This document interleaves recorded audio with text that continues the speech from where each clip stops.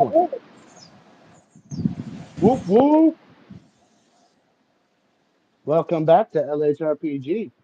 Uh, what are we doing today, guys? Your mama's titties. Oh, come on, we're live. Let's be serious. Hang on. Okay.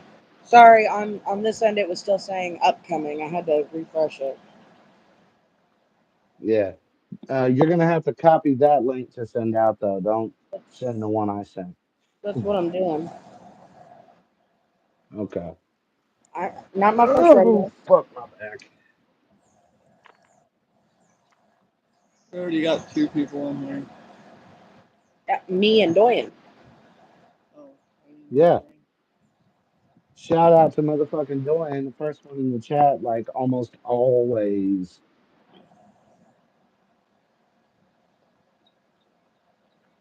Oh, so as soon as they get done sharing this fucking link out, we'll tell y'all what we're doing. If you haven't guessed by the title yet. I mean, anyone who was here last week knows what we're doing already.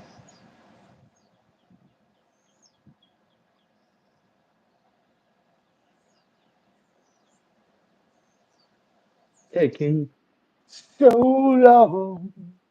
Why don't you start talking while I'm doing this? Talk about what? What we're doing. Playing Call of Cthulhu. Yeah, we're playing live. Have a little more fucking energy, buddy. It's the Yeah. first time we've ever done this. So I'm gonna put it up to you guys. Should I use Cthulhu or Nyarlathotep? You, Seth Skorkowski. Yeah, I would if I could find them. Oh hell no. Why are you rubbing it in? I just told you I can't find them. It's pissing me off. I yeah. missed it. Why is Because you're your not paying attention. so big? You're not an old man. Shut up. I like this. Doyen, should I use Cthulhu or Nyarlathotep as my primary set today? Also, I'm turning your batteries in I'm gonna low. let it. I'm gonna leave it up to Doyen since he was first in the chat. If he's even still in the chat, we're down to one. It's him. I had to close it out in order to be able to see. All right, cool. So I'm just waiting on his response now.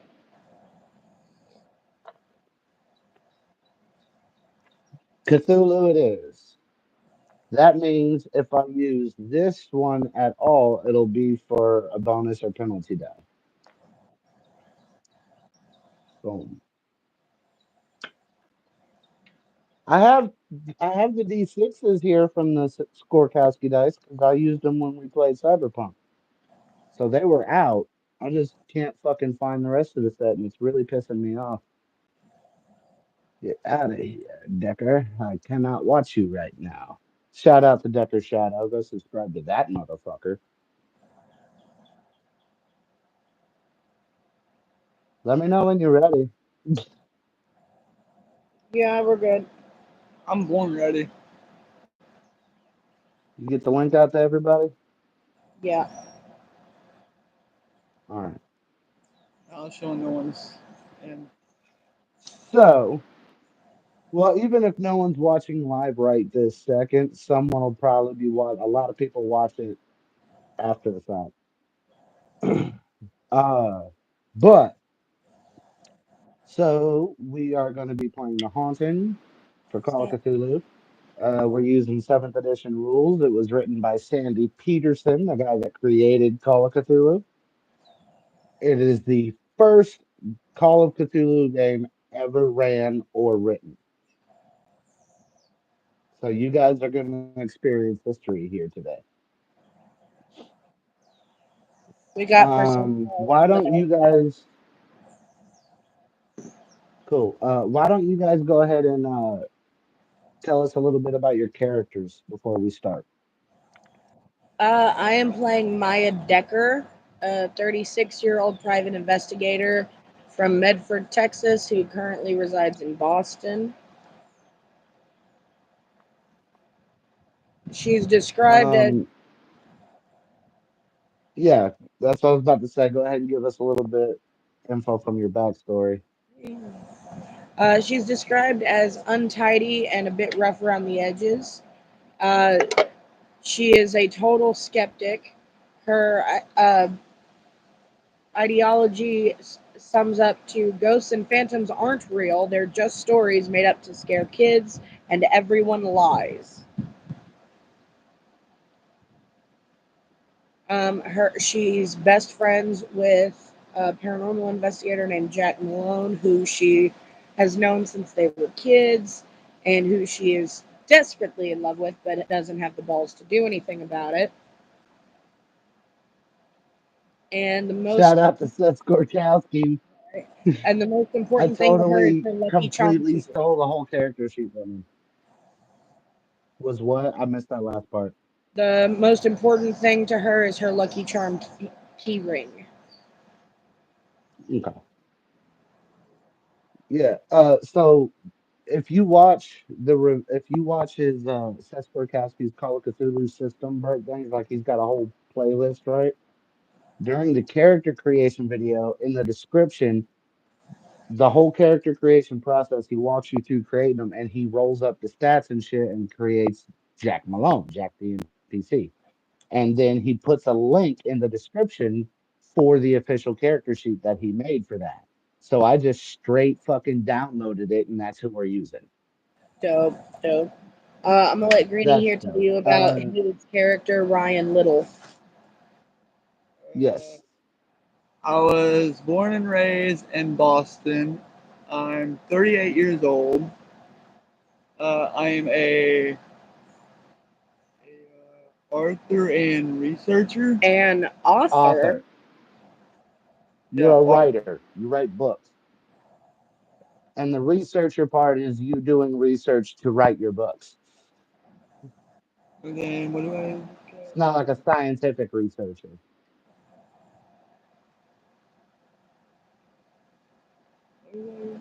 Okay. He is described as Yeah, help rosy him read faced. it. He's described as rosy faced, a little overweight, and he wears plain and sensible clothing. He is a very generous, trusting, and risk taking individual. He is very superstitious and is very careful to avoid things such as walking under ladders, and longs to see evidence of the spirit world and to see an actual ghost for the first time. His most important person to him is his mother, who recently passed away after an illness. You can relate. No, that whole thing relates to everything. Um, and the most important thing to him is his pocketbook, in which he keeps his notes and a record of his experiences.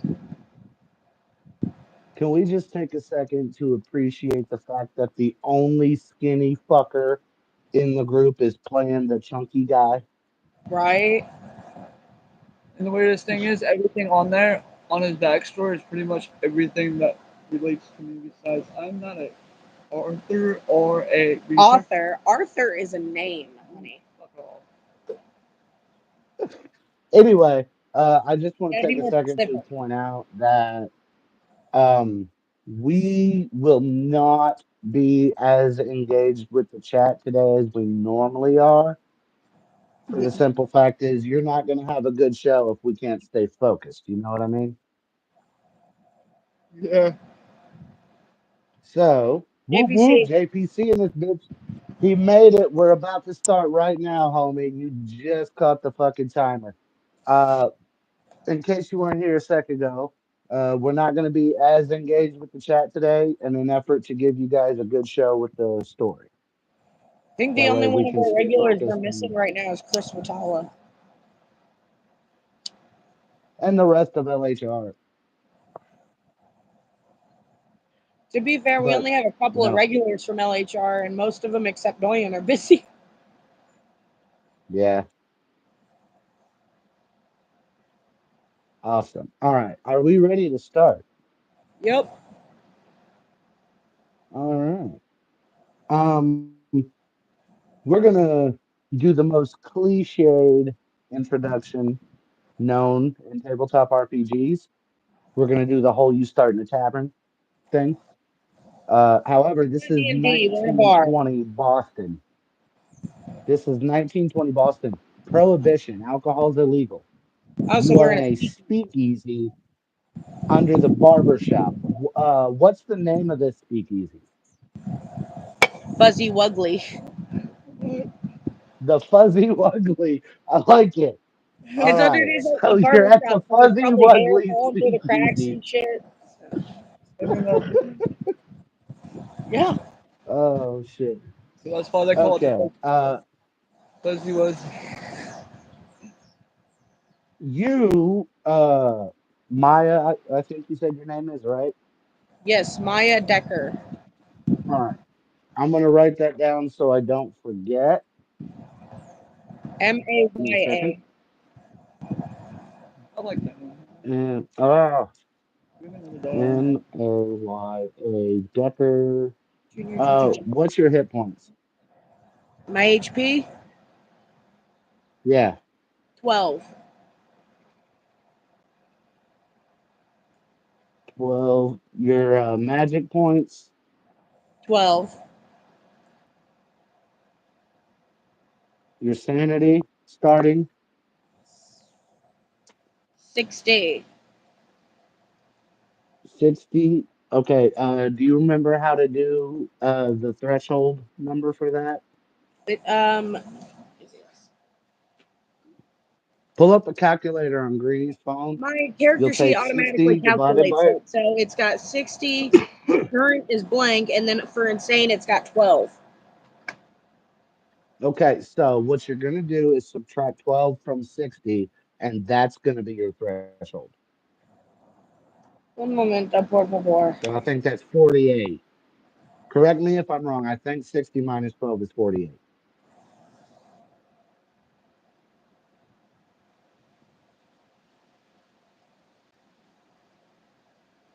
Oh my god. The phone is so much faster than this damn computer. 60 minus 12. It is.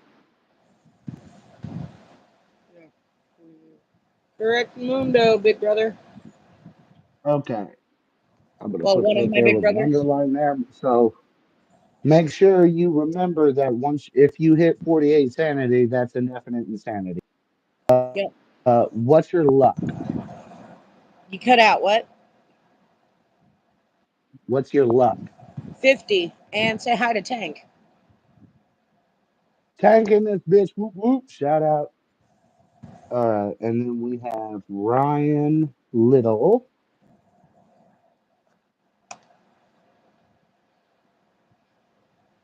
Times 2. All right. And what is Ryan's hit points?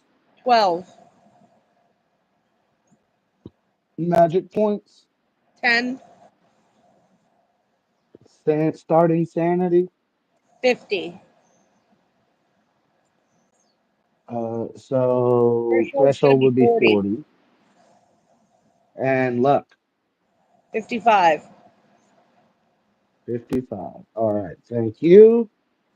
So, Look at my notebook. Maya, you are at, what do we call it? The Fuzzy Wuggly? That's what it's called. The Fuzzy Wuggly. So you are there having drinks with your best friend Jack. Okay, Wait, he's a question. What bit of time an of day is it? alcoholic. Um, here's what we'll do. Because depending on the Uh, time of the day, I want to hang make a on. joke that I heard in Family Guy. All right, hang on. Let me grab a D12.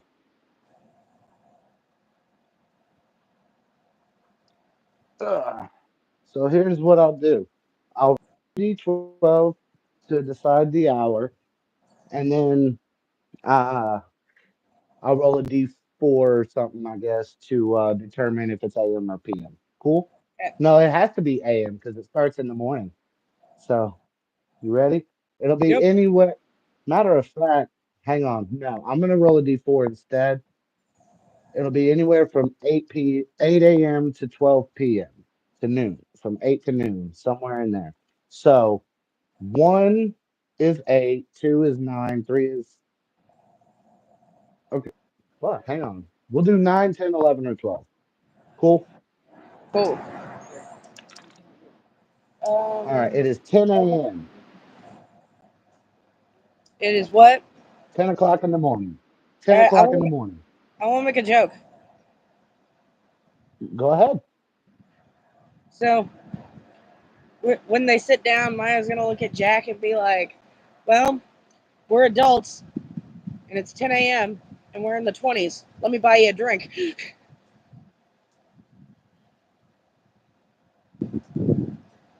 Thinks about it for a minute. Checks his wallet. Yeah, I'll take you up on that. I'm i Puts I'm gonna his go to the wallet bar. away. I'm gonna go to the bar to get our drinks. All right. You get up there. Bartender, you know him. He's a guy calls himself Sting. You don't know his first name. You just know him by Sting. Tattooed really Hang heavily. on, what? This is strange for this time. I'm sorry, what? So he's a really buff, heavily tattooed guy, which you don't see a lot of in the 20s. Right. And you don't know his name. You just know him by his nickname, which is Sting. I'll be like, "What's up, Sting? Yeah, what can I get for you? How much for two scotches?" For you, run a special. Just give me 30 cents. Toss change up there.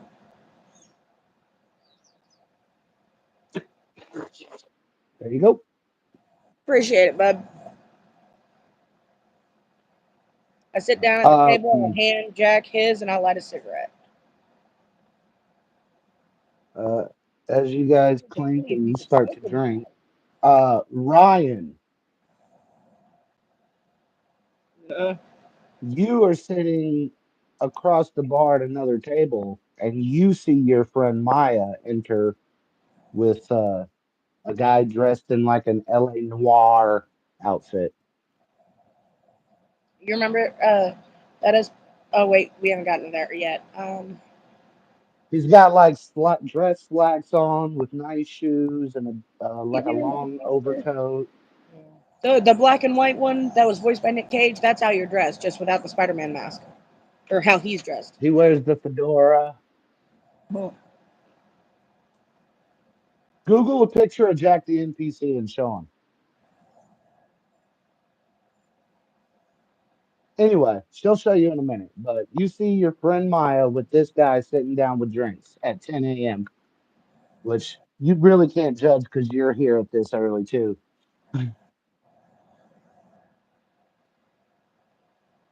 What's up? What you doing? Just sitting there sipping on a beer. A bear. He sounds so southern. Sipping on a beer. He does. That's Are you Jack gonna the. do the southern accent and character? He I can't. He's mean, it born and would be raised in funny, but it Boston. wouldn't. That's what I was saying. It would be funny, but it wouldn't make much sense. It would make more sense for me to do the southern accent since I'm from Medford, Texas. Both. Nah, Boston, like Boston. No, I All couldn't. right, so you're just sipping on a beer. Um, Talk like Peter Griffin. at this point, Maya, I need a spot hidden roll. Spothead. Matter of fact, Ryan can roll it too if he wants. Well, we gotta take turns, so.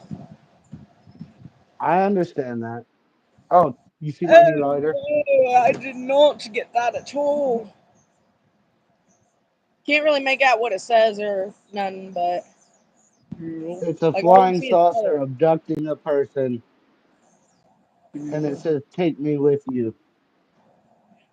I did not get that at all. The Dice app gave me a 99, Oh shit! so Did you get it, Granny? He's about to try. Ooh, so he can get it if he spends one luck point. Would you like to spend a luck point to make that? Yeah. All right, go ahead and edit his luck. So Yeah, that's he's at going a to drop 50 and him he rolled down a to a 51. 54. All right, so your luck is now 54 and you pass that roll. You see a very well-dressed man in like a white suit. Very strange to see someone of this caliber in a place like this. But he approaches the table that Maya and Jack are sitting at. uh, we'll say Maya's like mid-sentence when he walks up and just kind of because you failed, so he kind of catches you off guard. So what are you talking about with Jack as this guy walks up? Mm. Babe, no, I'm not. Sorry, something flew by my head and I couldn't tell if it was a hornet or not. It's a wall. You know what would be Yeah, perfect? that whole they won't sting you if you leave them alone thing is bullshit. What would be perfect? Because we've established that Maya just can't seem to ever get the balls to say her feelings to Jack, right? Oh, you were about to when he walked up. Oh, let's play this out. Let's play this out. So Jack's sitting there. This is his scotch that you got him, right? He's like, oh, out of game. That coffee is cold, so I'm gonna switch to this. Um, and he's like, supposed to be meeting this guy here today to work out some kind of job. Thought maybe you'd want to tag along, get a little more experience.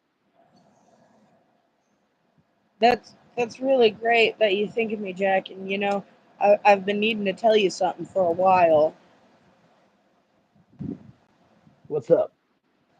Well, see, the thing is just, and that's when she gets interrupted. Hello.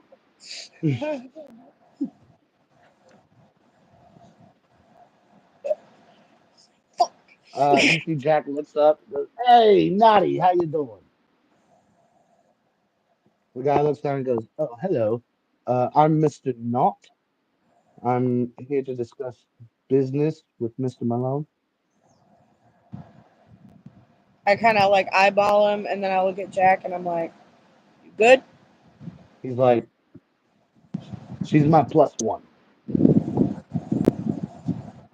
Oh, excellent. Well, you see, the thing is, uh, I own this house, right? And I'd rented it out to a very nice family. And very recently, let's just say that the children have been relocated and both parents are in the mental asylum. Uh, so people now think that the house is haunted, so no one will rent it. So I was hoping to get Mr. Malone here to do a little investigation for me to make sure it's got a clean bill of health. She kind of chuckled under her breath.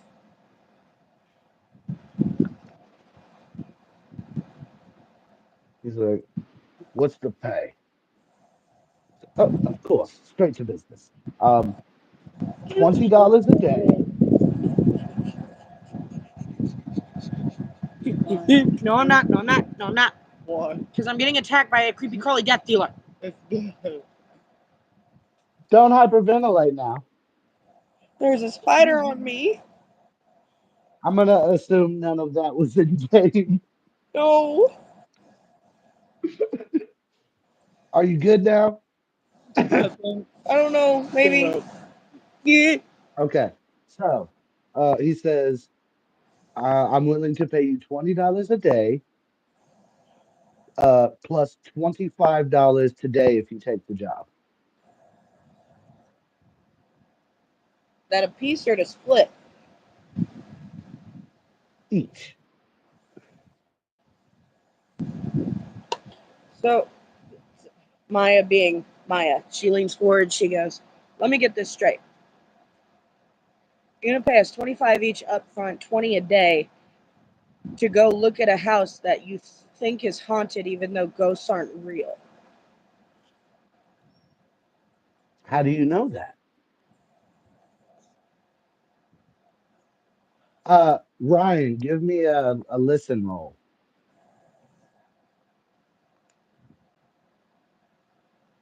He doesn't have listen. What's the base on it? 20. Let me see. The base. All right, so he's got to get 20 or lower. He got a 35. Make make sure you're checking these skills as you pass a roll on them too. Um, so you can here you failed that by 15 points. These are your options. You can either accept that failure and move on. You can push roll again, but you'll have to roll at a hard difficulty, meaning you'll need to get a 10 or lower, or you can spend 15 more points of luck to make it a success. What are you gonna do? Roll again? I'm not telling you what you should do. I have bad karma when it comes to Cthulhu. I'll just roll again. I'm not gonna I'm not gonna try to persuade you either way. All I'm gonna say is if you wanted to spend luck to do shit, this is a one shot, so it's not like you're gonna need the luck in another adventure. Shit, fuck it. He's going to spend the 15. So 54 minus 15. Uh 39, I think. Yeah. Double check me on that. Let me. What up? He just okay. So his luck is now a 39. Yep. All right. So you, sir, while you're sipping on your beer, uh, you hear Maya go, "You want us to investigate a haunted house, even though ghosts aren't real?" So I'll walk over there and be like, so what? So Why? you don't think ghosts are real? I look at him, grab my scotch, swirl it around, and go, and how long have you known me to suspect anything otherwise? True. Jack pipes up. He's like, "Who's this guy? He's a buddy. You got a dog in this fight, friend? Do what? You got a dog in this fight?" I kind of lean in and I'm like, he's good. He's just a little naive. What do you mean?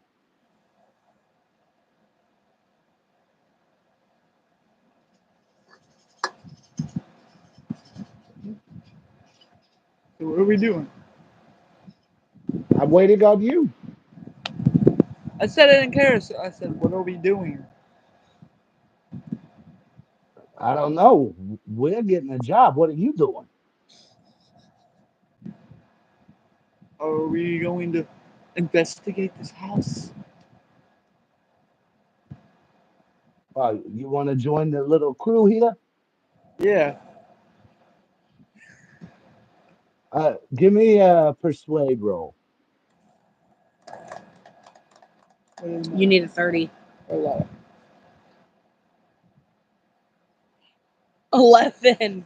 That is a hard success. That's a hard success. Okay. So he's like, you know what?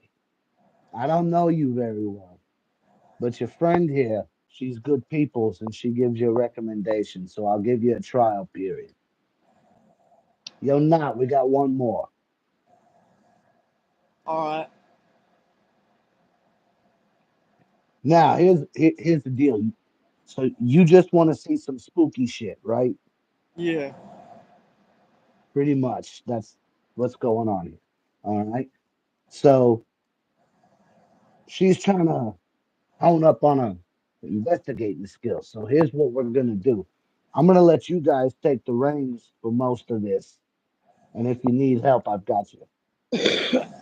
All right. So what are we thinking? I'm gonna look up at Knot and be like, if in order for me to get a good jump on this, I'm gonna need as much info as you can give me on this family. Um, Well, like I said, they're at the Roxbury Sanitarium. You can go talk to them, I guess. You might be able to actually, you might be able to find some records, uh, maybe at the Boston Globe or at the library or something like that. Oh, the Hall of Records should have something too. I take out, you know, pen and paper. I'm like, all right, what are their names? Give me just a second.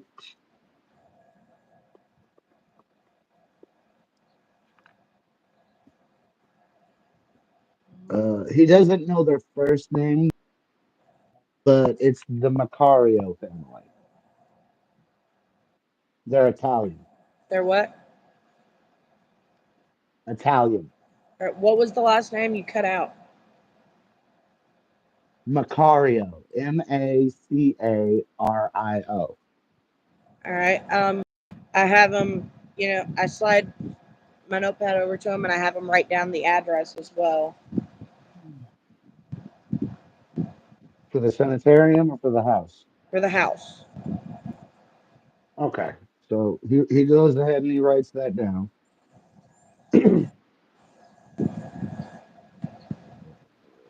He's like, yeah, just I warn you, a lot of the locals are, it's a source of spooky legends.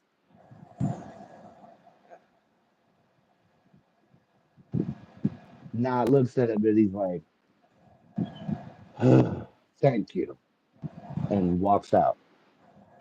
I look at Jack. So when are we getting started?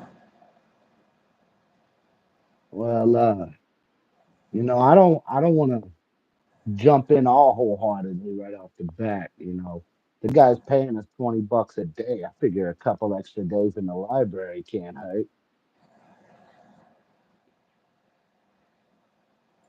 You know, it still amazes me sometimes how close of a thought process you and I have. All right, so you want to all go together, or should we split up and tackle more ground? I think our best bet is going to be to head together. Um, okay. I'm gonna go ahead and metagame a little and let you guys know up front. That way, it's not like I'm trying to fuck people. Every roll to find information takes half a day to do. Okay. Okay. Um, Mary, I almost called her Mary. Maya is going to look at Jack and Ryan and be like, I think our first stop needs to be that sanitarium and talk to the residents. All right. He tosses his keys up. He's like, "I'm hammered. You drive." Catches them, and on the way out, takes her cup up to the bar. Hey, you got Stang.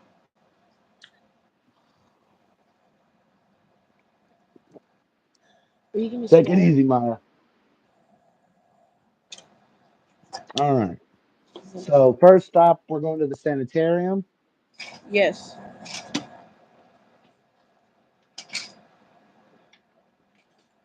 Boom, Roxbury Sanitarium. All right. Um, it takes about a half hour of driving to get there. It's up out of city limits, kind of isolated, obviously. um, so I don't have a map for this place, so we're just gonna say you've seen like movies with insane asylums. We're just gonna mentally picture one of those to help us in aiding here. It's ironic. I just Most of them recently look finished watching similar. American Horror Story Asylum. Perfect. We'll use that one. It's around the same time period. Is it also Briarcliff, run by right? nuns? No, it's not. Um, so You pull up, head in. Jack is asleep in the back seat. All right, I'm gonna tap him. So it's Hey, yo, Jackie boy, gonna. Oh. we're here. How about you guys go ahead and head in and I'll hold the fort down here. Yeah, why don't you sleep it off? Pulls his fedora over his face.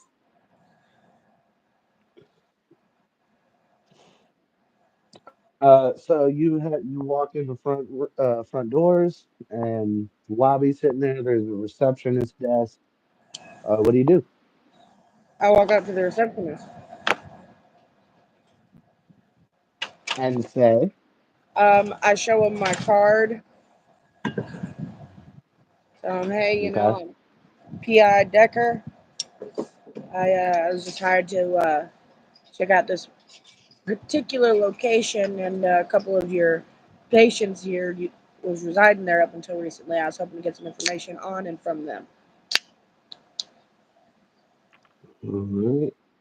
And you're essentially like trying to use your credentials to get through, right? Yes, All I'll right. do that. Go ahead and give me a fast talk roll.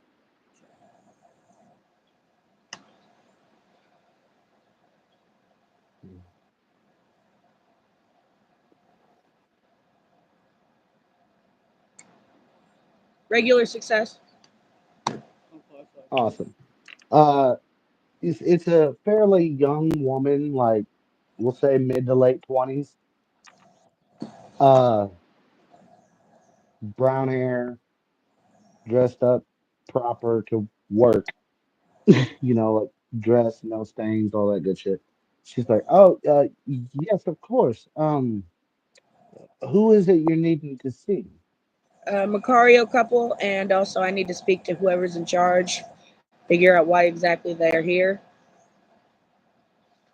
Um, I will need to go ahead and ring my supervisor because Vittorio Macario is not exactly fit for visitors. Gabriella, maybe, but You get whoever you need to, so dog. I just got to get this info. she goes ahead and rings up the head doctor of the place. He comes down. I don't have an NPC for him. We'll call him. What's the doctor's name, guys? You don't want to ask me. Like I said, I just got done watching American Horror Story Asylum. Dr. Brown. Dr. Briarcliff. I was gonna say Thredson. Yes, Dr. Thredson. I like that. It's Bloody Face. That's Bloody Face. Hey, shall I be writing some of these I notes? took her From, teeth. I mean, we haven't gotten any info for notes yet. okay. So Dr. Thredson comes up. We'll say he looks exactly like Zachary Quinto. Aha. So he's a handsome gent. Oh, yes. Is he And he's just as like, charming? may I help you? Oh, yeah. But he has two eyebrows. Oh, that's great. I shake his hand, Uh, introduce myself. yeah, may I help you? Yes, I'm working a case, and a couple of your patients here are involved in such case. I was hoping you could give me some information and find out why the Macario couple was admitted here. I can go ahead and tell you why they were admitted because the father went crazy and tried to kill his family with a butcher knife.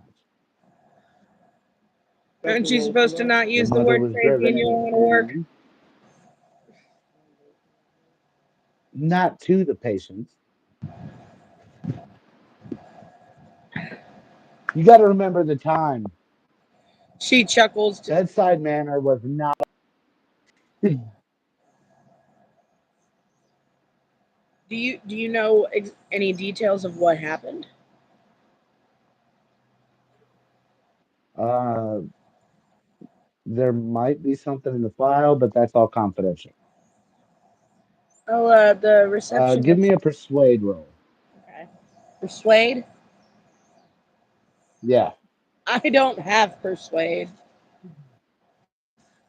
Oh, that's going to be a low attempt. You Can, might can, need to can I get use some luck. advantage if I'm flirting with him? No, but if you're flirting, you can use charm instead of persuade. I don't have that either. But it's 5 points higher of a base. Okay, you want to do that? Yeah. All right. Go ahead and roll it, and then based on what that roll is how we'll play it out. Okay. Oh, so fucking far off. I needed a 10 or a 15, and I rolled an 85. Oh, you want to use 70 luck points? How many do I You have? don't have it. I have 50. You don't have it. You couldn't do it if you wanted to. All right, how does this fumble go? I'm gonna try and lean on the desk while I'm talking to him, and accidentally put my hand on a clipboard and slide and bash my arm into the fucking desk. Oh, yes. You hit your head on the desk. You kind of hit the floor a little. You land on your bum. He's like, "Oh my goodness, are you okay?" Go ahead and roll a persuade with a bonus die.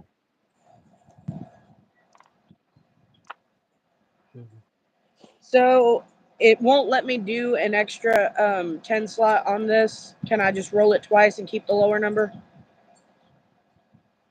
Yeah, but only count the double digit one twice. Don't count the regular Right. D10 twice.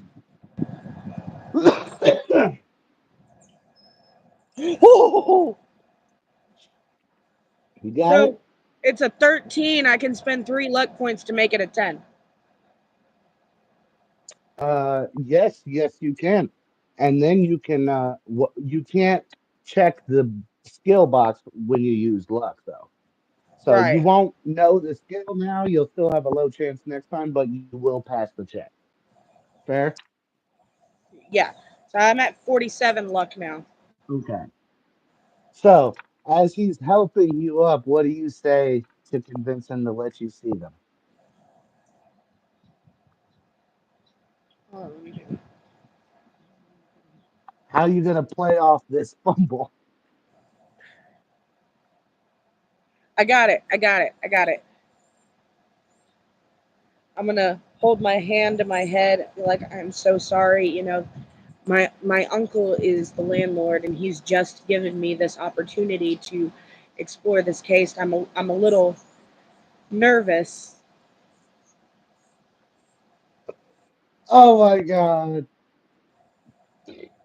So damn, I love it. So now it looks like I fell on purpose. Um, oh, that's great. Oh, that's dope. I go.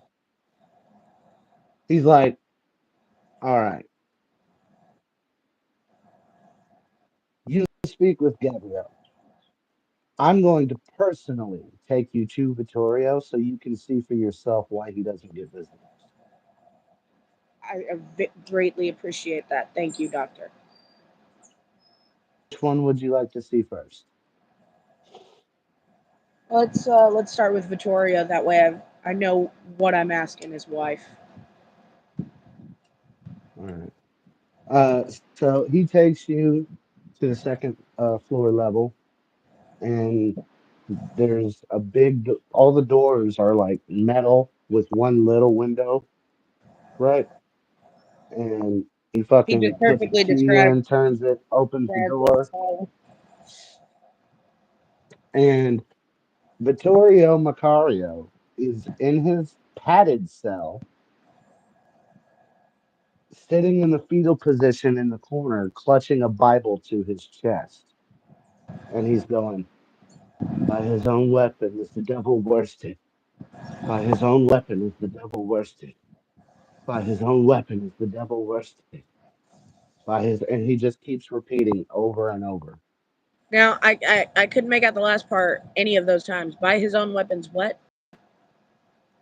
By his own weapon is the devil worsted.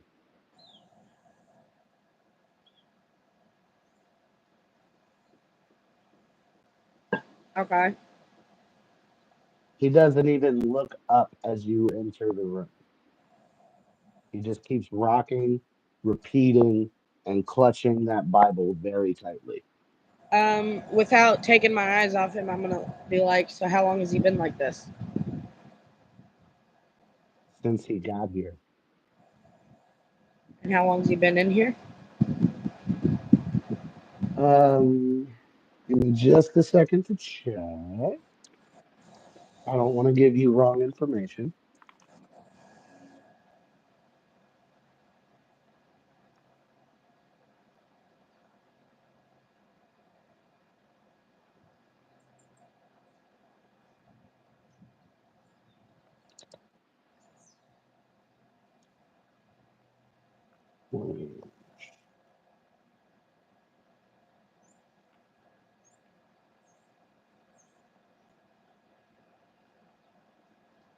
Check my back. Make sure everything's wrong with me. Felt like there was.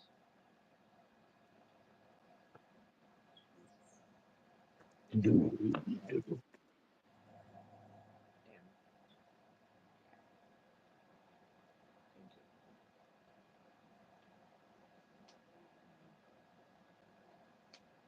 About a month ago.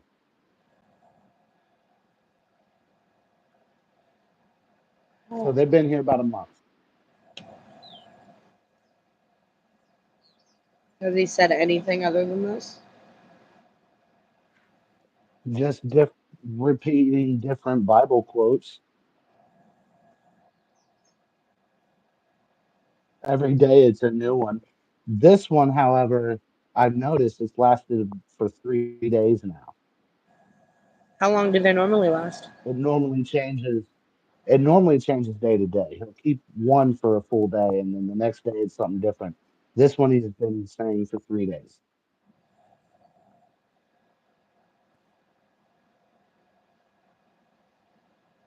I'm gonna But glance around this the is why room he and see doesn't if get visitors. You can't. He can't even interact with people. are there any like scratch marks or anything on the walls or anything? Give me a spot hidden.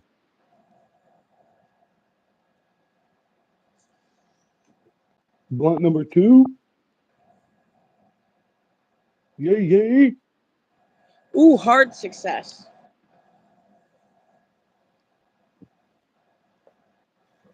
There's no scratch marks, but you notice he's got like one of those real thick charcoal crayons laying on his bed. It's like real short, and he has drawn crosses all over the walls.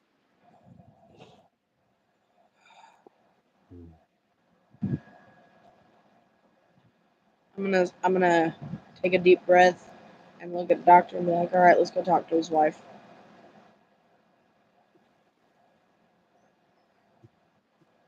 Heads to Gabriella's room. Okay. Uh, as you enter her room, you notice it's not a no. It looks almost like a small bedroom. It doesn't look like what his room did.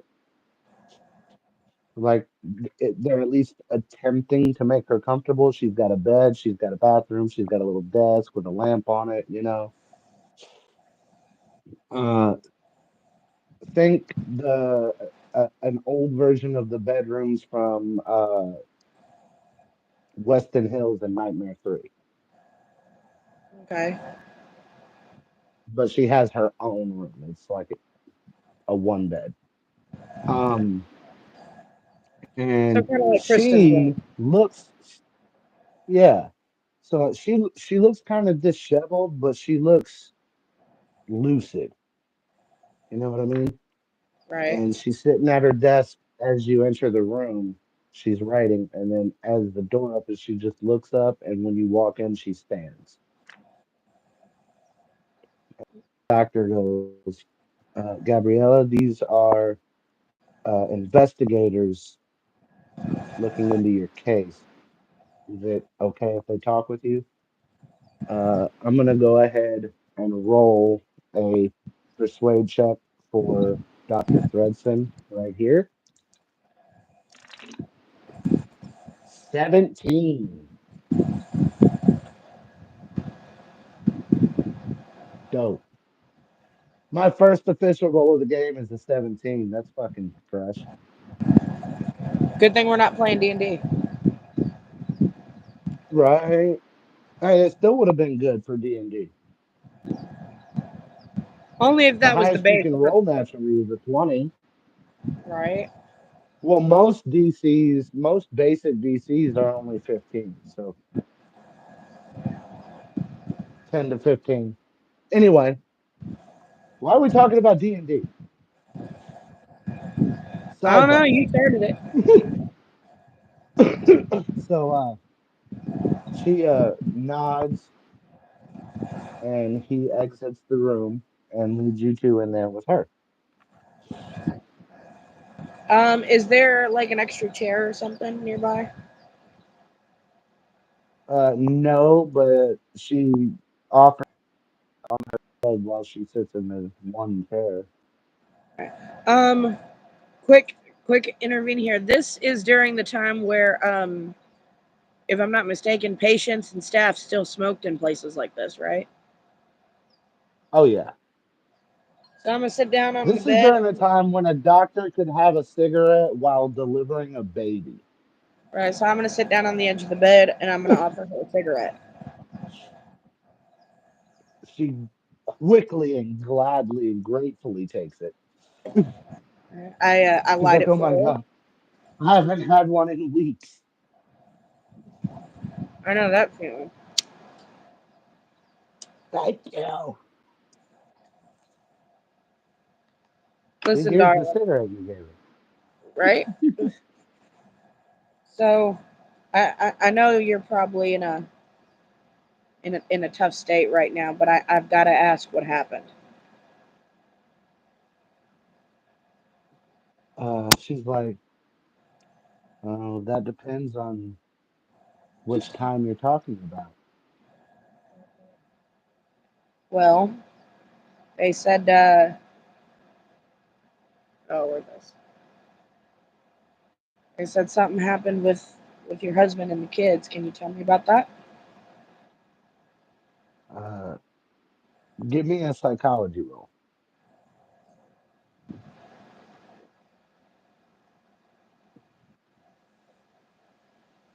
Spend 10 luck. That puts me at 37.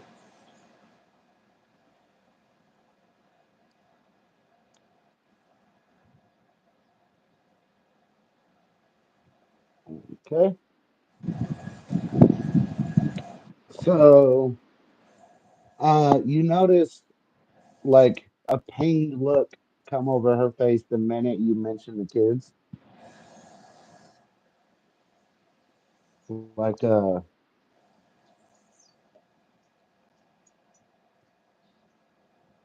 you seen the first X-Men?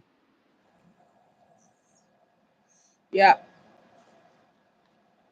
Magneto's mom when she was torn away from him. That kind of look, Okay. right? Uh, and she just kind of gulps and she's like, "There's something in that house. Something fucking evil." Why do you say that? My hu- my husband wouldn't do that. That thing made him do it. What did I he think do? it hated him the most. It it just took him. And she kind of moves her hair and you see she's got stitches on the side of her neck.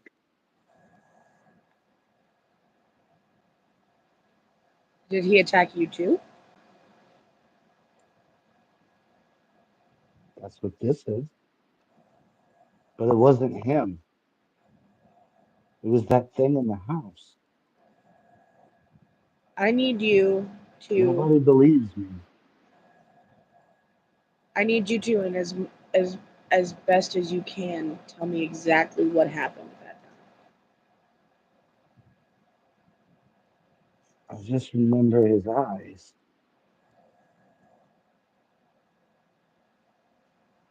They were glowing like fire.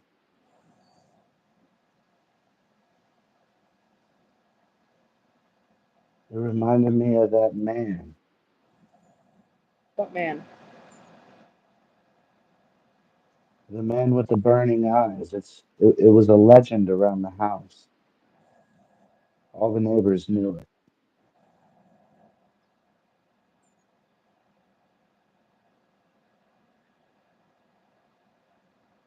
So if your husband is the one that attacked you and the kids, then why are you here?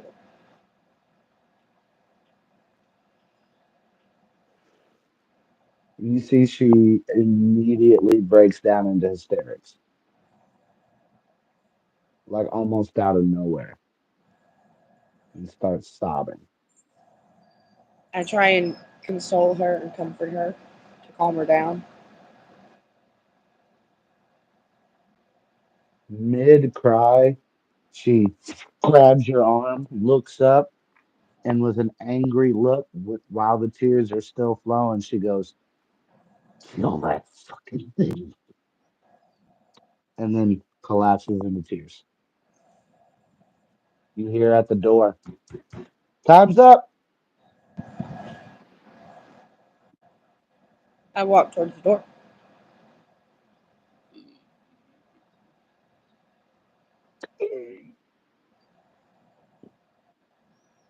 Do what? He opened the door. I step out. What are you doing during all this? I'm just following you. Nothing, it looks like. Right? I'm He's following staring her. at that ass. I'm writing notes down. All right. Anything else before you leave the sanitarium? Um, I'd like to talk to the doctor again. All right. He's the Uh, one that opened the door. He's the one that's been leading you around. as we step out, I'm gonna be like, I'm a little confused here, Doc. If the husband's the one that got violent and attacked everybody, why is she here? Did you hear her story?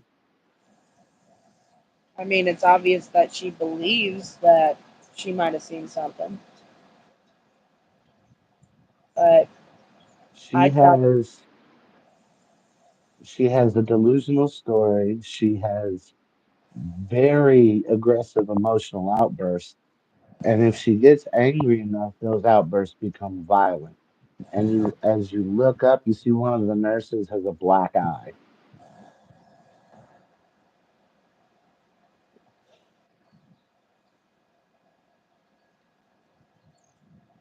I appreciate you letting us talk to her, Doc.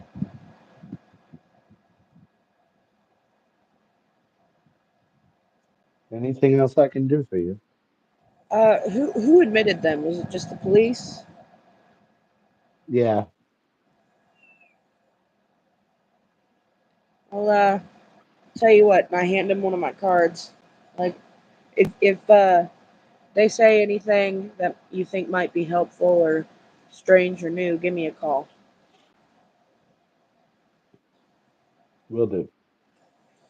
And we head out. Um, so I'm going to say, including the drive up, the whole time spent there, and the drive back, we'll call that about 3 hours. Seem fair? So at this point, it's about, let's say you left the bar at 11. So It's 2 p.m. What do you want to do?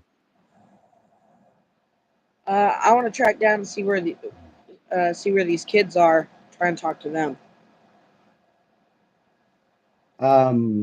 The doctor will will say and went ahead and informed you that the children have been relocated to a relative in Baltimore. Did he give me the That's out of relative's state. name? Sure, he did, but I'm not going to give it to you right now because it's not included in the module at all. Damn. Well, then let's hit the town archives and see if we can pull up anything on this house. All right, so head to the Hall of Records. Yep. And while All I'm righty. me and Jack are looking on things for the house, I'm going to instruct the writer here to do some research on this man with burning eyes legend.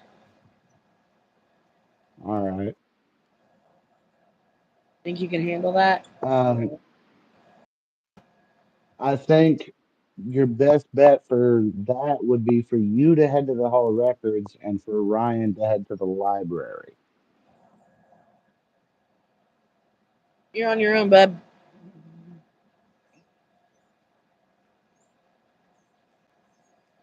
All right. So who's going? We're gonna do Greeny first because he really hasn't done shit. Okay. So do you want to go to the library so you can do that, or do you want to just tag along with her? I don't want to make you do anything. No, I'm going to the library. All right, cool, cool. Um, so you head in. It's a fairly big library. It's Boston. Uh, Old lady librarian, stereotypical.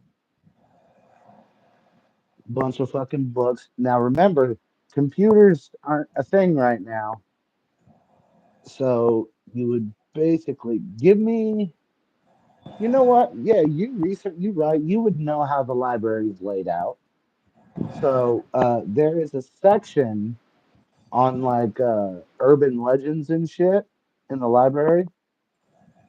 And on one shelf in that section is a whole shelf dedicated to local urban legends.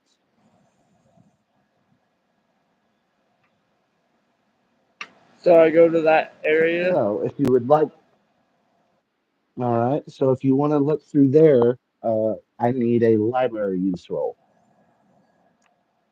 Library. Roll that.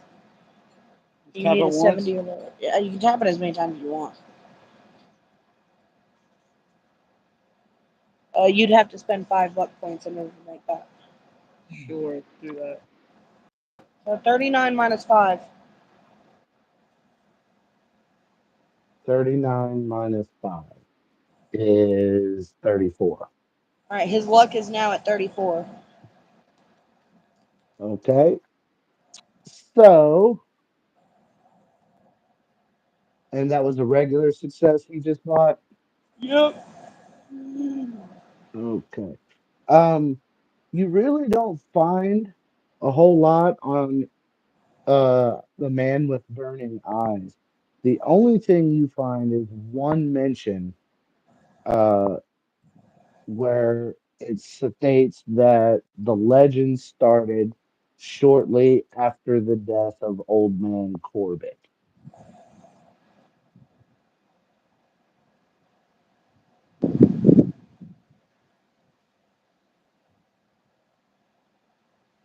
You can do research on old man. Okay, are you going to do that while you're at the library? Or are you going to come meet us first or what? I'll do a little bit of research first. Tell him that. I'm gonna do some research on old Corbett. All right, give me another library use roll.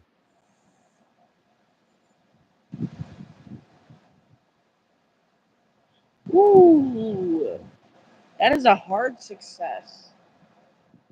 A hard success, huh? Yep. Yes, All sir. right. Go ahead and bring up that page on your PDF and can read handouts 3 and 4.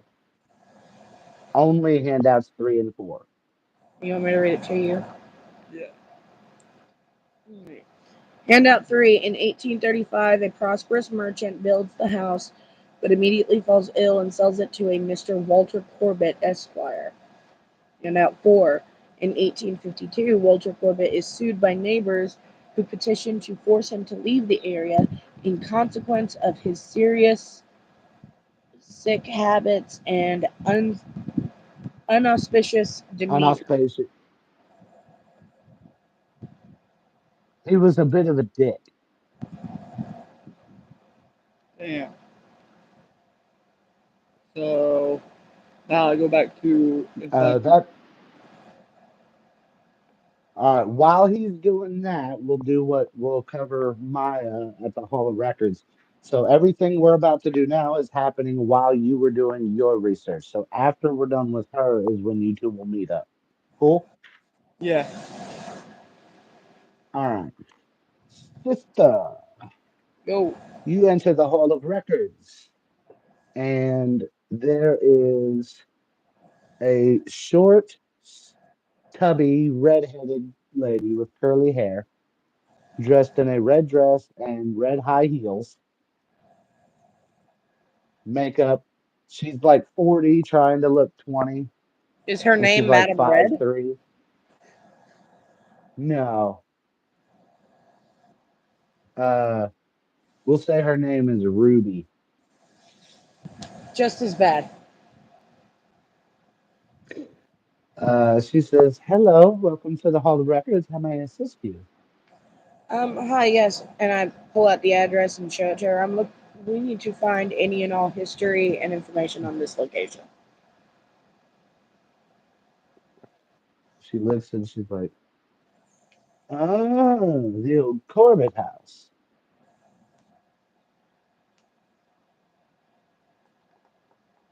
Um,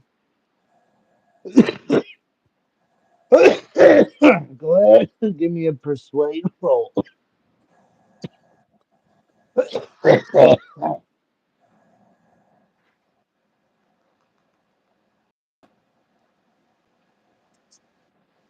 Oh, no, no, no. How bad is it? Well, I don't have it. It's a base of 10. I rolled a 98. Oh, oh, It's the old man pistol whip all over again. she so she goes, I'm sorry. That information is in the secret archives. It's not accessible by civilians. I'm gonna lean over to Jack and kind of gesture to him for him to try and step in and convince this lady. I figure, at the very least, he might be able to flirt with her or something. Let's see what his he's got an 85 appearance. Let's see what his charm skill is. Oh, it's not that great, believe it or not. However, his appearance is above a 75, so he does get a bonus die.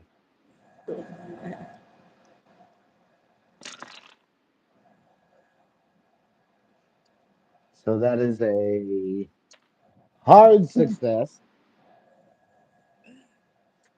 So Jack walks up to her and goes, "All right, listen, yeah. We're a couple of PIs were working a case. Now, you could either do your job properly and deny us access, or you could turn the other cheek and let me take you out to dinner when you get off." And she kind of blushes a little and she's like, "Hurry up." As we're walking back, I'm gonna whisper to him and be like, I didn't think it was possible for that bloated bitch to get more red.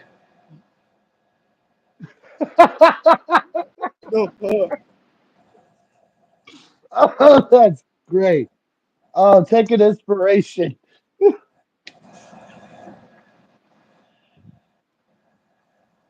Oh, that's awesome. Okay. Um, so once you get down, she's gonna have to lead you that she leads you down into the archives, and then she has to head back up, which is why she said hurry up because Not supposed to be down there. You know what I mean? Yeah. Uh, so once you get down there, go ahead and give me a library use roll.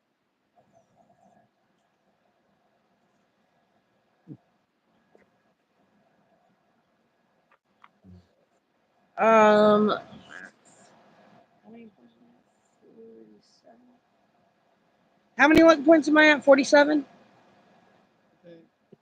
I think 37. Yeah, 30. 37. All right. Make that Okay. Are you buying a regular success or? regular. Yeah.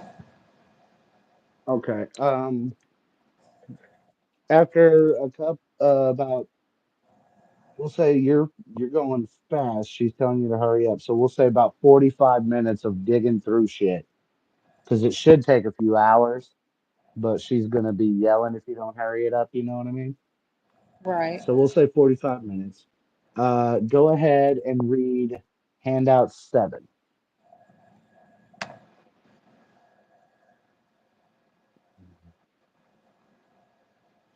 out loud, please. All right. Handout 7.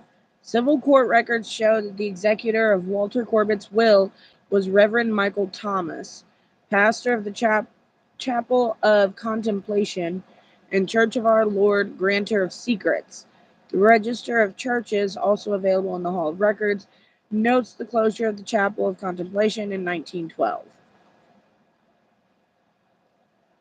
That's all they have based Uh, on that address because it's linked to Corbett, and that's the only file they have on Corbett. I'm going to do a little digging for information on the Church Chapel of Contemplation.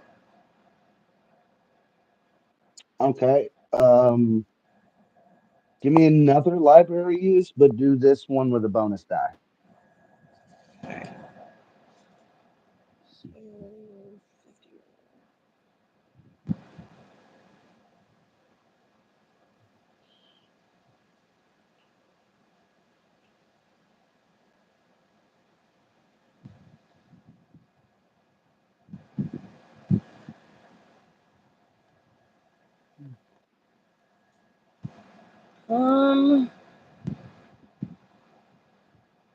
I'm gonna spend 12 more luck points. Damn. If I call for a luck roll, you're definitely gonna fail. Yeah, I know, right? So you're down to 18. Okay. All right. Handout 8. Handout My 8. last Newport. The file concerns a secret raid on the Chapel of Contemplation. The police raid was a, a, occasioned by affidavits swearing that members of the church were responsible for the disappearances of neighborhood children. During the raid, 3 policemen and 17 cult members were killed by gunplay or fire. Autopsy reports are singularly lacking detail and uninformative, as though the coroner had not actually performed examinations. Though 54 members of the church were arrested, all but 8 were released. The records hint of illegal intervention in the proceedings by an important local official offering stories of the battle, the biggest criminal action in the city's history that never appeared in print. Pastor Michael Thomas was arrested and sentenced to 40 years in prison on 5 counts of second-degree murder. He escaped from prison in 1917 and fled the state.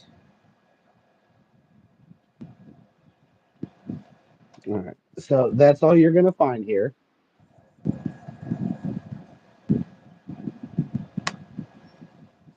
And at this point, Ruby comes back in. She's like, "It's been over an hour. Do you have what you need? My I'm gonna boss will gather be my here in 10 minutes, and if he catches you down here, I will get fired." I'm gonna gather my notes, nod to Jack, and be like, "Yep, we're good." All right. Thank you. She leads you back upstairs and give me a spot hidden as you're leaving.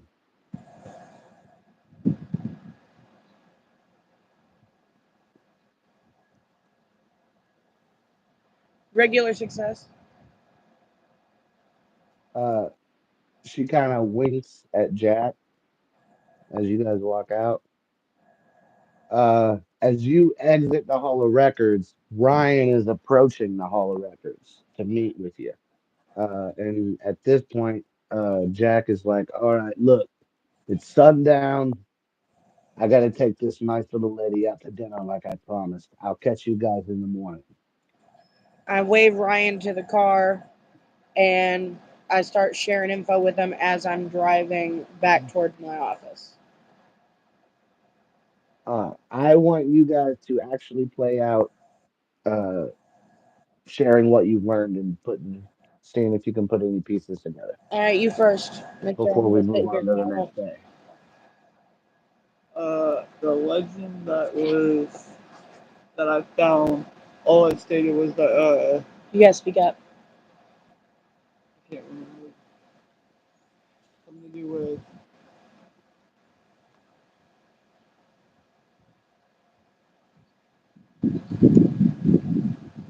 These two. the in 1835 Prosperous. A rich guy, a rich guy. a rich guy that built the house but was immediately fell ill and sold it to Mr.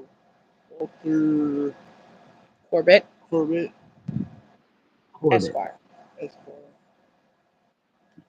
In 1852, Albert Corbett. Corbett is sued by a neighbor who poisoned Petition. or petitioned to force him to leave the area in Consequence. consequence of his Serious. serious habits and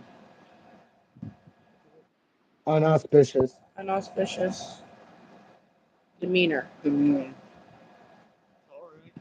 You did great, homie. You did fucking great. Don't let nobody tell you different. Um. By the way, I don't know if anybody recognized I got the high hat on. Yeah. Once you get done, then I'm gonna explain to you. Shout out to Humble Mom. Go subscribe. I'm gonna explain to you that Corbett was an executor.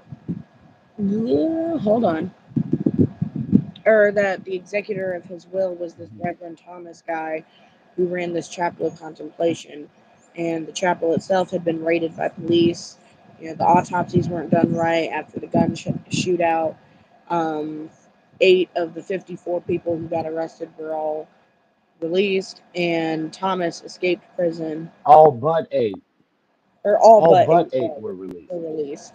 Thomas escaped and fled the state. So now we're all caught up.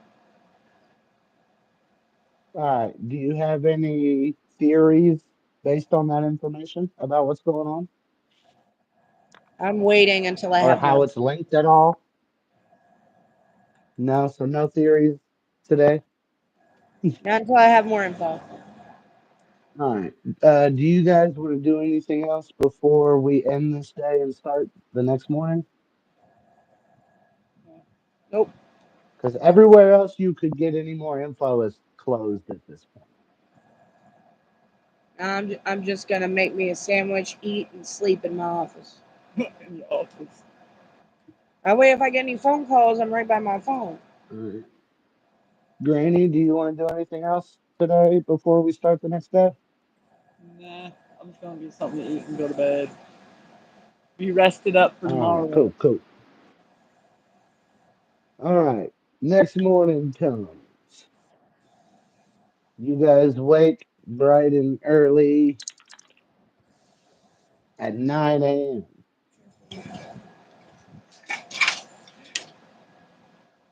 So not very early, but it's early if you're sleeping in. Yeah. So, what's our plans for today? Uh,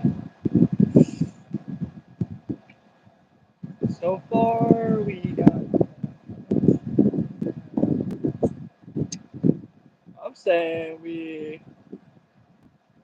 try to figure out more about what's his name?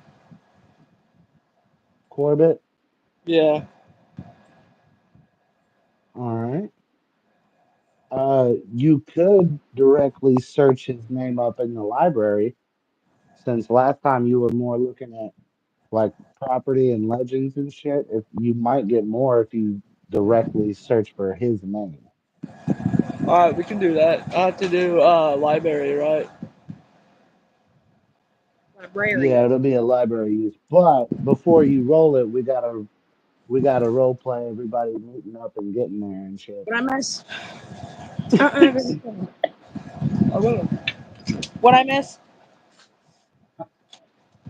We're gonna inform you what you missed during in role play. I'm gonna have as soon as Granny gets back, he's gonna meet up with you somewhere, and then he can tell you in character what we just talked about, as because it's basically plans for the in-game day. Okay. There he is.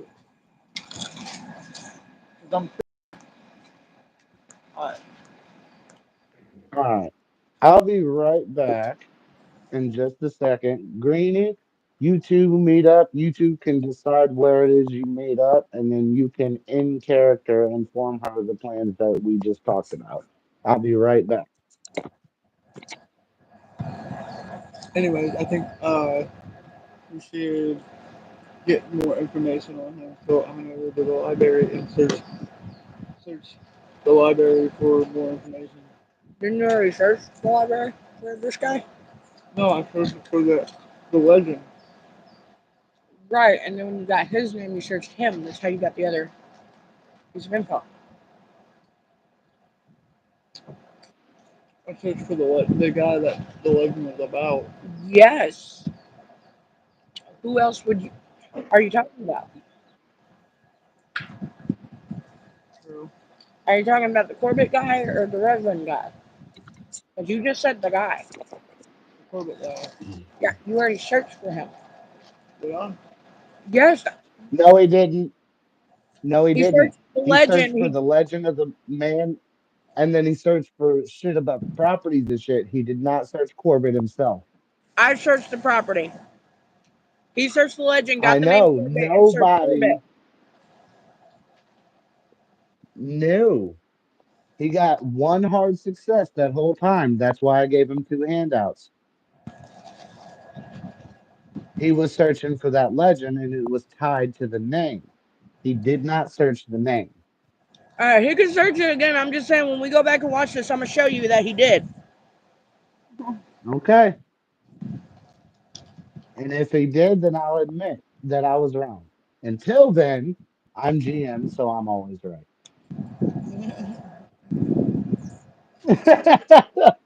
Okay. So, uh, you guys meet up with Jack on your way to the library, I assume. And he suggests after the library heading over to the Boston Globe because Knott had mentioned it.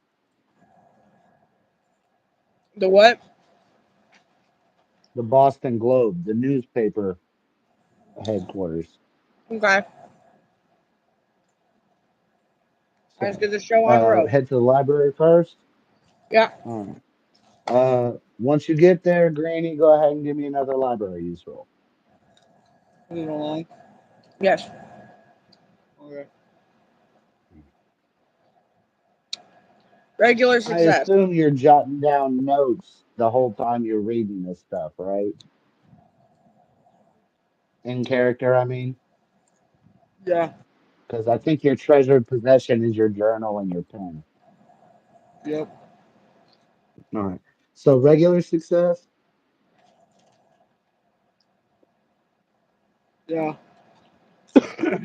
All right. You now have access to handout five. So I'm going to go ahead and have Jade read that aloud. That way the viewers can hear it good. And then if you have any questions, we can explain it to you. Cool? Ready? Yeah. Right. Hit it. Handout 5. Evidently, Corbin wins the lawsuit. His obituary in 1866 states that he still lived in the same place. It also states that a second lawsuit was being waged to prevent Corbett from being buried in his basement as provided by his will.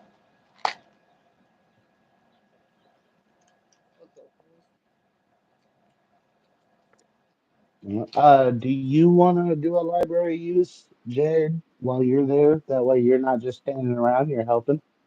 Yeah, I want to see if I can find any more information on this Reverend Thomas guy. Okay, go ahead and roll it up.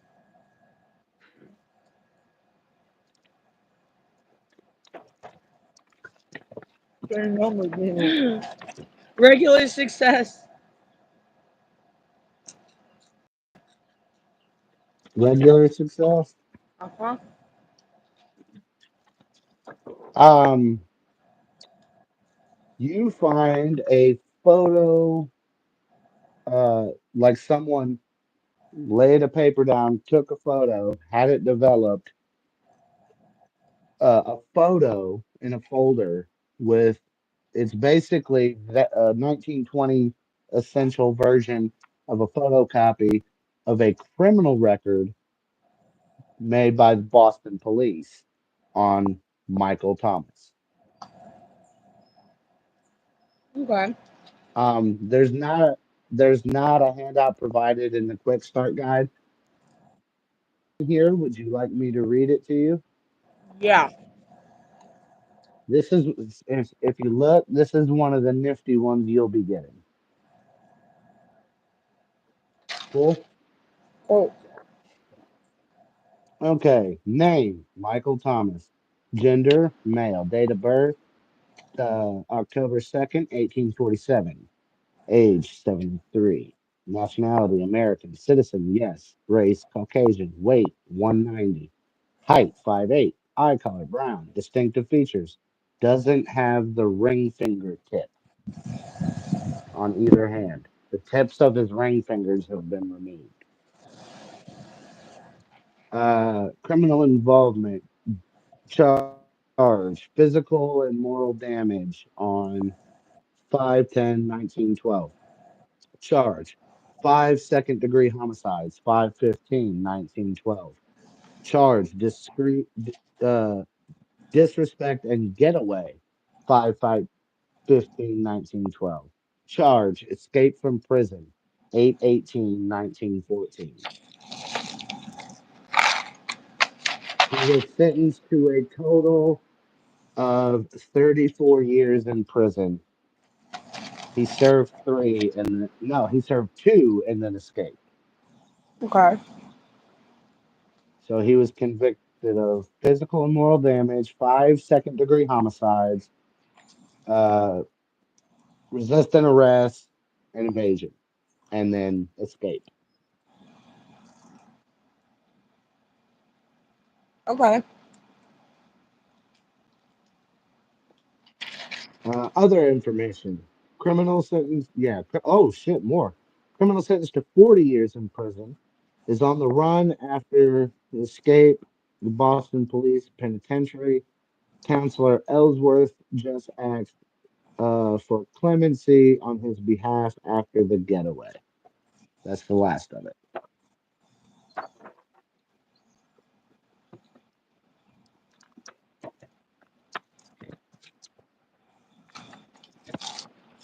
Okay.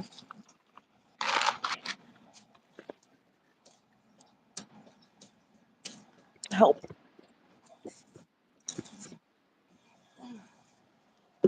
All right. So are we done at the library? Yes.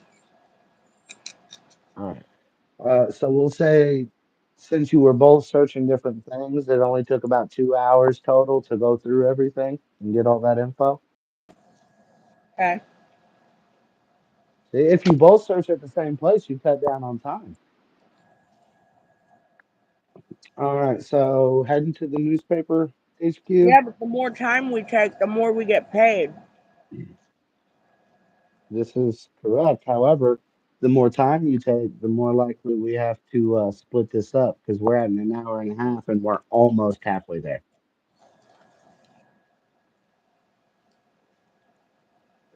So we might be able to do this if we speed run through getting the info.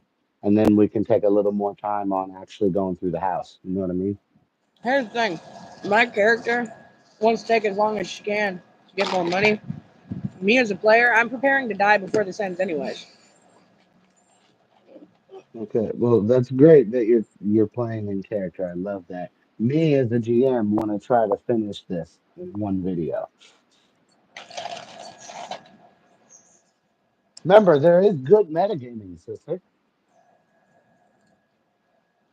Well, then Okay, hurry up. so What are you waiting for? for you to shut the fuck up and focus. So you arrive at the Boston Globe. Um,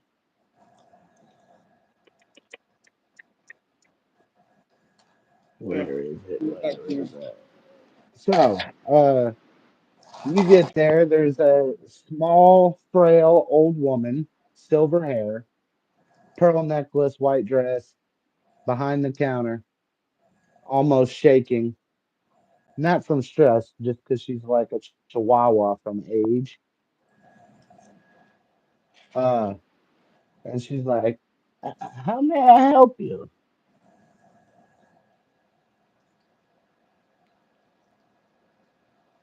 I say, hi. There was an incident about a month ago at the old Corbett house. Did you guys run anything on that? We might have.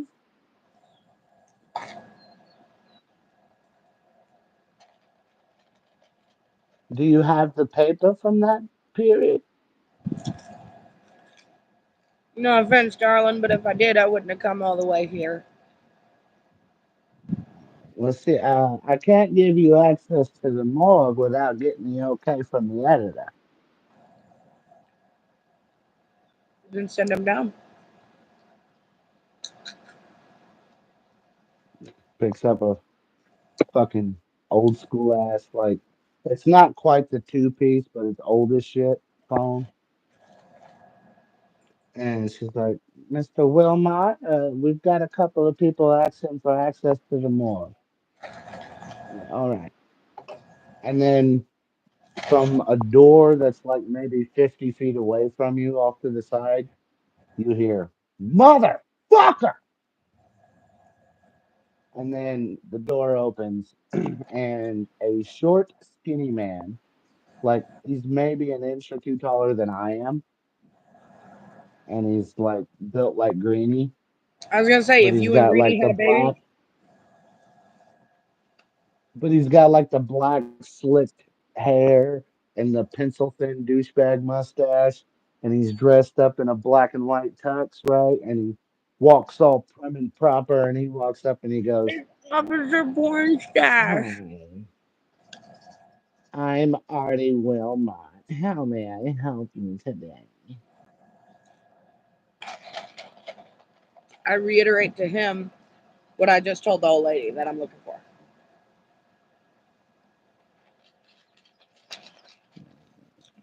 You see, I could give you the okay to go down there, but I really don't want to.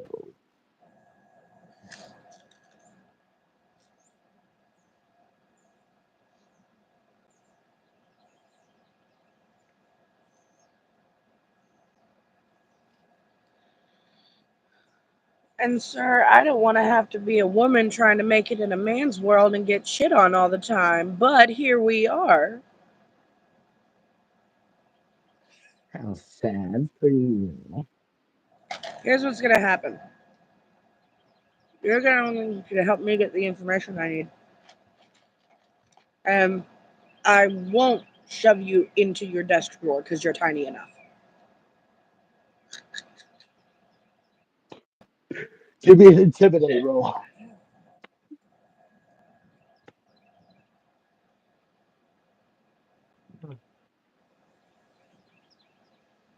Oh, that's a hard success, my guy. He goes, "Ruth, take him to the morgue." Make it quick. Good thinking.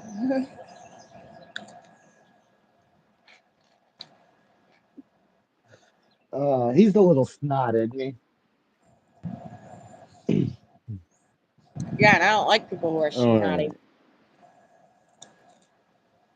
All right. Once you get down, she leads you downstairs. The morgue is basically a big, it's almost like a vault, but it don't have the big exaggerated lock door on it, you know? It's just a normal door with a lock on the handle. But it's basically where they keep copies of all the old articles and shit up to a certain time period, you know? Yeah. Uh, once you get down there, she has to stay in there with you. They can't leave people unattended because these are the only copies of some of these articles left. Uh, but I'm going to need a library use roll. From both of us, Or you gonna give one for Jack the NPC too? nope.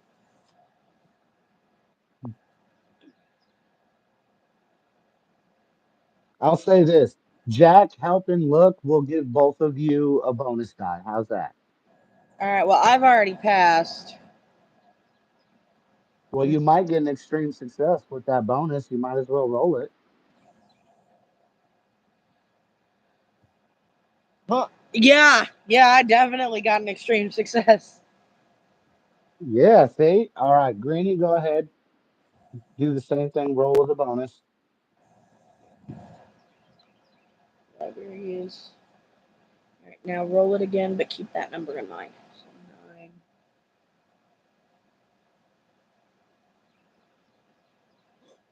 That was He failed right. completely, and I got an extreme success. Okay. All right. We both had So a base regular for 50. I got a 9 or a yeah. 6. He got an 89 and 79. All right. Go ahead and read handout 2.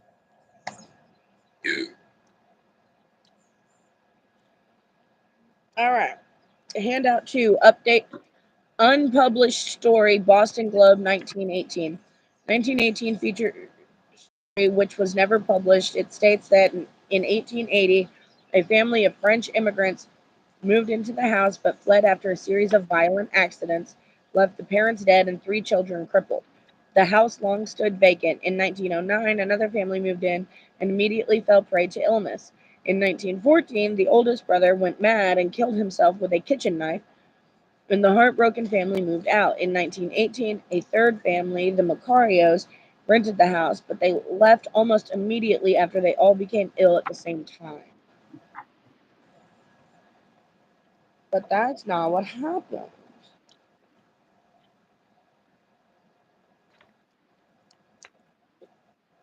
All right. Uh, and are you ready? Sure. You find. Did you notice the bold print at the beginning of that handout? Yeah, unpublished story. Yeah. Uh, right off the bat, there is pinned like paper clipped to that article. It says, "Don't print. Good idea, but no. The last thing the Globe needs is the Knott family suing us. Forget about it." Okay. And then uh, you also pinned to that with that paperclip behind the article is a photograph of a brick wall with this symbol painted on it. That's in the handouts. Give me 1 second. I'll pull it up where I can see it better. Okay. Illuminati is real.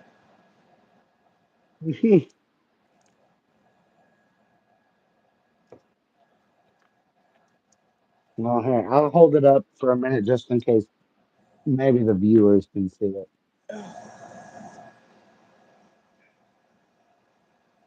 I'm going to copy all this down in my notes.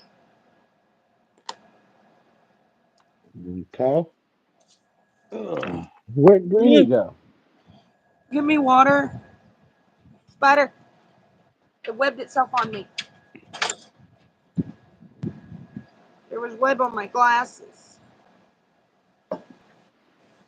Oh. Is there any more? Really, it's the second time.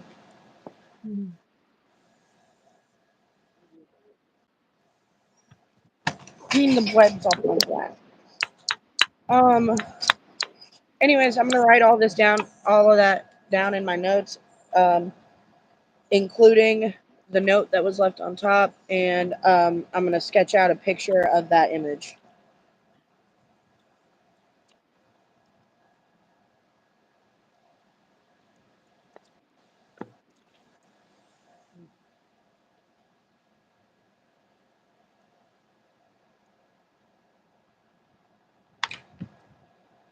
On the in earpieces, honey. There's webs. I just put it on my mouth.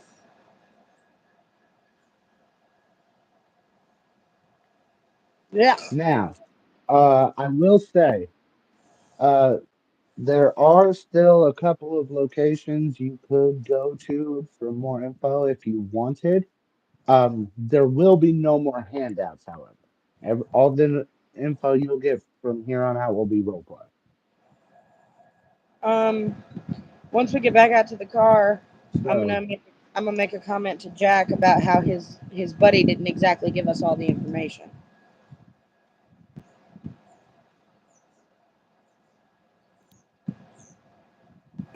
fuck.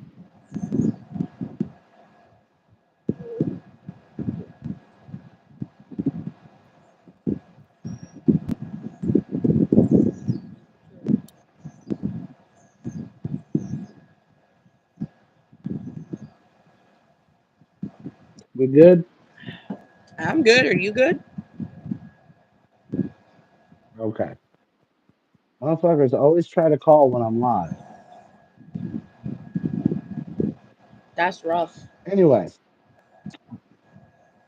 do we think we have enough info to go see the house, or do we want to get a little more That tastes like from straight metal. sources mentioned? Or Look at me, one of those. it is. Yeah, I'm about to puke. He gave me copper water. Ugh. It's early afternoon at this point, by the way. Cool. All right, I'm gonna show Jack the notes that I just got and inform him that his buddy did not give us all the information we needed. He might not have known it. Then He's a why bit did of a they skeptic specifically like say if they you published this story that he would sue them? because it would make him look bad and not get any sales or rent offers on the house. That's the precise problem he's hiring us to fix. He might be better off just bulldozing this place. Do that, we don't get paid. Just saying. I'll humor him for a couple of more days. Uh, I say we go check out this church. All right, let's go.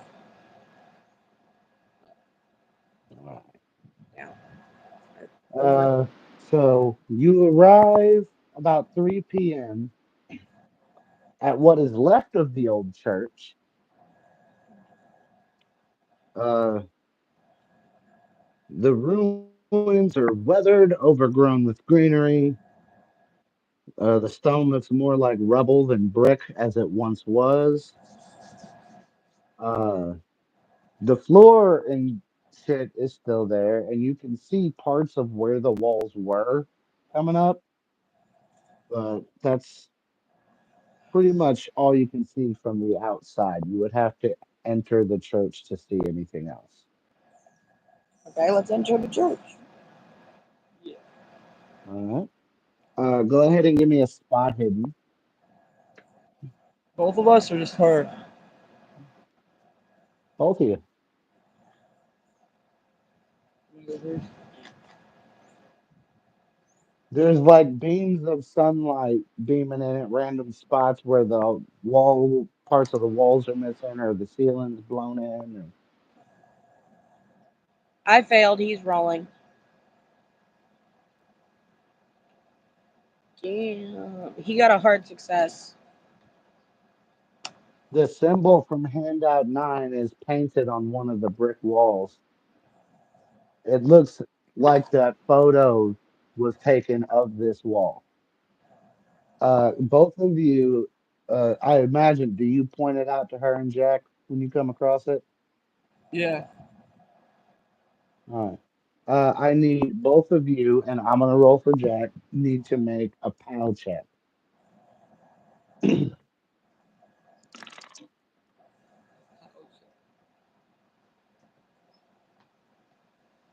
Ooh, barely passed.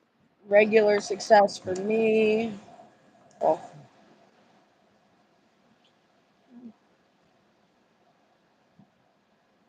regular success for both of us. All right. Regular success for Jack as well. As you guys are standing there and you make eye contact with that painting, you start Hang to on get for an 1 second. uneasy feeling in your gut.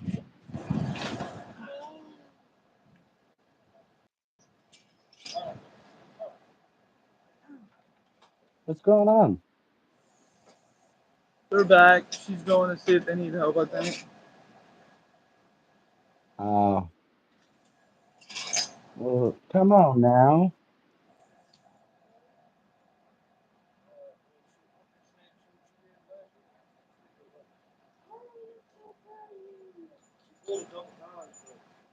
She did good. I think Harley did good. That's a good thing. Yeah, we're probably gonna have to cut it here in about 10 minutes at the halfway point and do a part two because I'm not going fucking 4 hours on here. Alright. Oh no, I'm standing here. He said she did great. He said all that poem and told her Come on, man. she didn't do none of it. He said she pulled a couple of times and he called her and she was fine. Your girl, you told me she said she did fucking great. He said we're about to have to cut it off in about 10 minutes. We're live and you're killing time. Come on. I'm standing right here. I can hear you. I can't hear you. I'm trying to go out the door. Stay. Can you hear me now? Yeah. You said we're almost at the halfway point. You can hang in for 10 more minutes. Let's do it. You look at the symbol, you get an uneasy feeling in your gut. Okay. Uh, Nobody got a hard six. Give me another spot hidden if you want. Are you rolling for you or me? Yeah. I got 39. Yeah. So that's a regular success for you. Alright. All right. I failed. He passed. We gotta hurry up. She just tried to call in. I I said What'd you I get? failed. He passed. I couldn't hear you. She tried to call in. My shit disconnected again. That's what I'm saying. We gotta hurry this up. So you failed, he passed? Yeah. Yes. Okay. There is a fairly good sized hole in the floor. And if you peer down it like with a flashlight or something, you can see there's stairs that lead to a basement.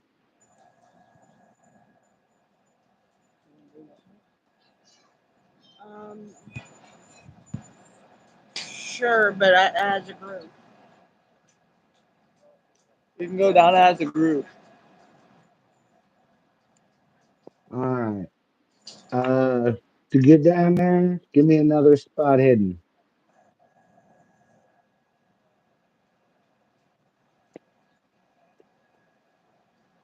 I said 91. That's 91. Yeah, I failed. Um, tap it.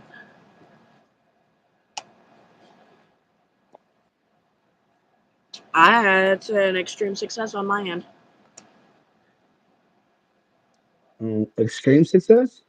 Yes. Yep. Okay.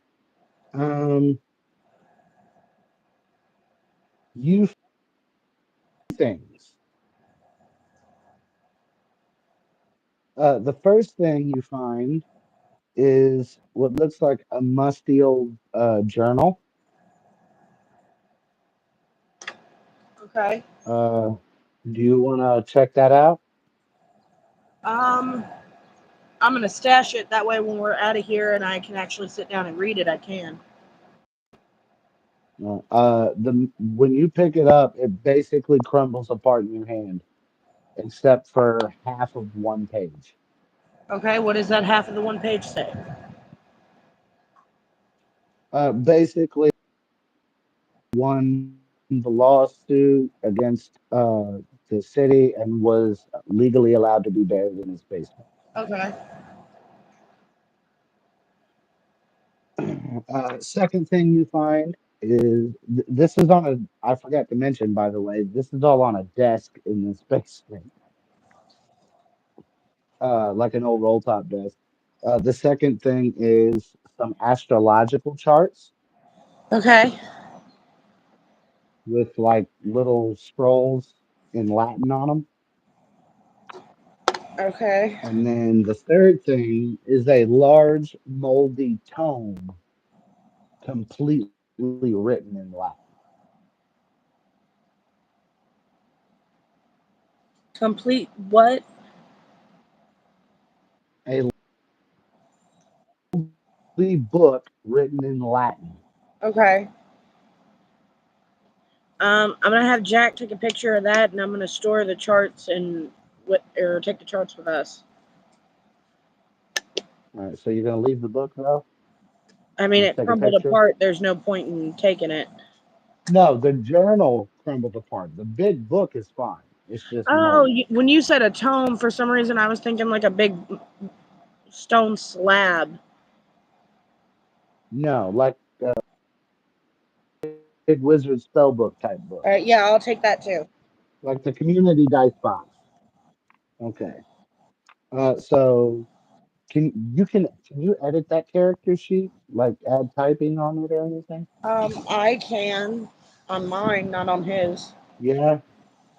All right. Well, real quick, in your inventory in your gear, you got Liber Ivanis, Liber Okay. Ivonis,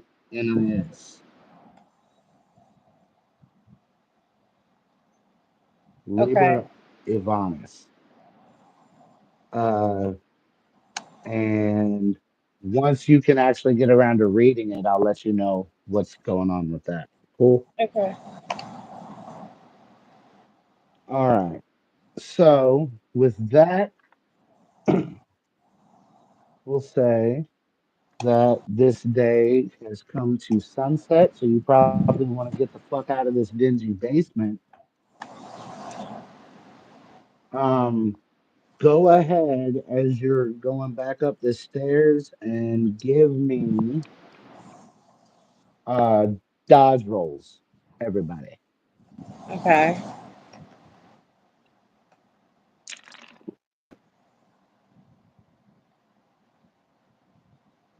I failed. Zero. Yeah.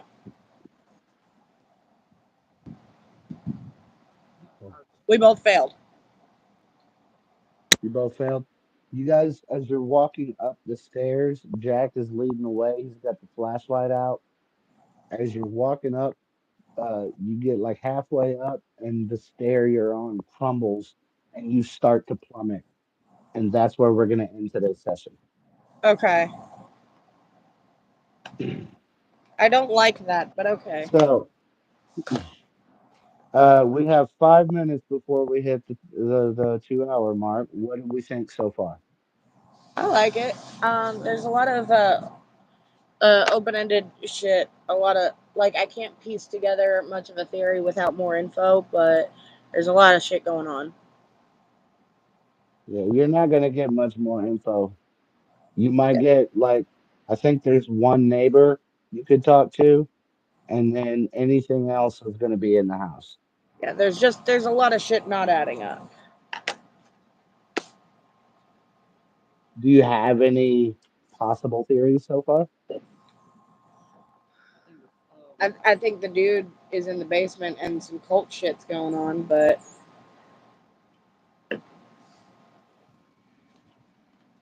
I don't know. What about you, Greenie? I think it has something to do with the guy that's supposedly buried in the basement. Old man Corbett. I think he's to do with the We red only have house. one viewer right now. Do we have any questions from any viewers before we sign off? You Well, we see only have this? two, so You see how thick this is? yeah. It's heavy as shit. You want to know what's in here? What?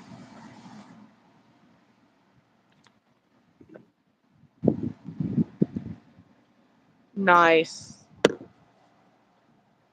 And I've ran all but two of these. Shit. Some on the back. Full disclosure, one slot in here is just handouts because I don't know what I've done with the printout version of Viral. All I could find was the handouts. Damn.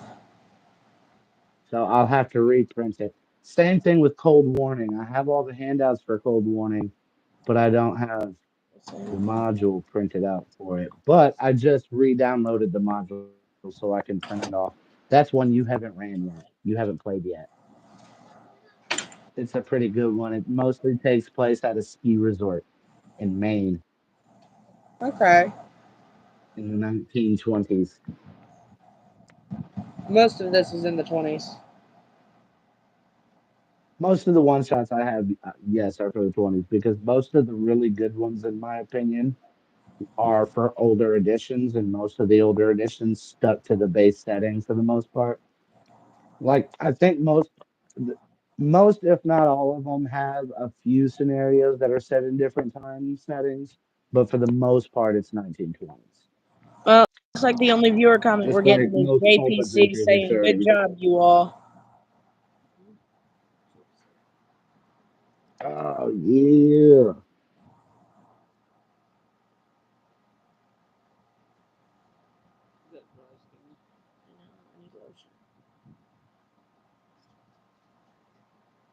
What do you think about it so far, homie?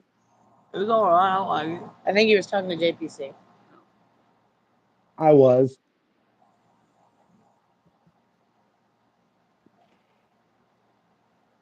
I'm not seeing his comments coming through on my end, and I can't click it to go to the all message thing, so you'll have to read me what he's saying.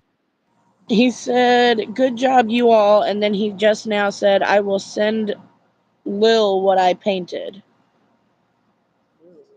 Lil Fuck Nitro. yes, homie.